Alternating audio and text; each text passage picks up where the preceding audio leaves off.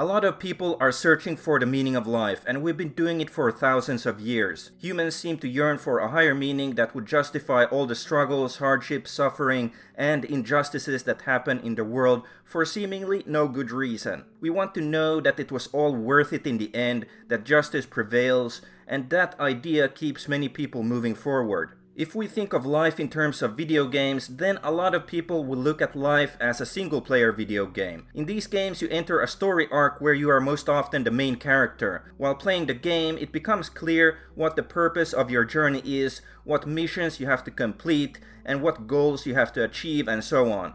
You are on a predetermined path that the game designers laid out. But unlike single-player video games, from what I can tell, there is no inherent objective meaning to life based on what we can discern through observation, logic, and science beyond acquiring the physical means to survive. That's why we have thousands of religions and ideologies, many of which claim to know the true meaning of life and what we should do with our time on this planet. However, if you look at, for example, science, there aren't thousands of different schools of mathematics, chemistry, or physics. Mathematics and physics will be the same regardless of which country or culture you live in. But religions are different. They don't seem to converge around a shared set of verifiable facts that would be true for most religions. Christianity is very different from Buddhism or Hinduism, for example.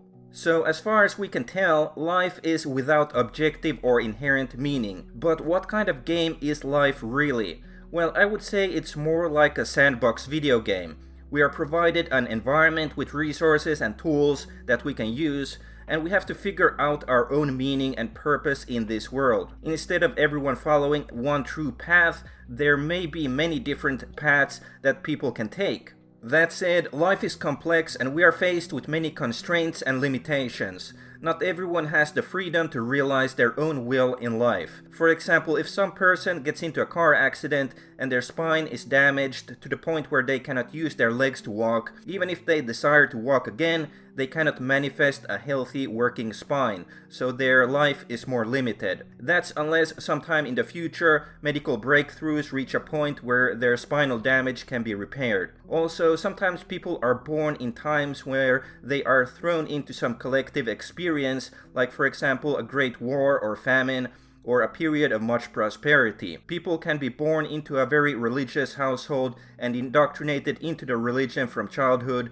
and forced to follow a more predetermined path. But at the end of the day, we are dealt a hand of cards and we just have to play them the best we can. Personally, I agree a lot with two German philosophers, Arthur Schopenhauer, who was a pessimist, and Friedrich Nietzsche, who was more of an anti-realist. Basically, I would agree with Schopenhauer that this world at its core is a dark place where there's a lot of suffering, injustice, and evil, and it lacks objective meaning. But we're kind of stuck here without any easy way to leave, so we have to make the best of our stay with the cards that we've been dealt. However, I would caution against being too realistic like Nietzsche would say, as the future is unknown because we don't have unlimited data and the world changes, so don't be afraid to have dreams and seize opportunities when they arise. For example, being a realist from the 1960s who goes to school and works a 9-to-5 job would have had a comfortable life back during that time period. But this mindset is outdated for the 2020s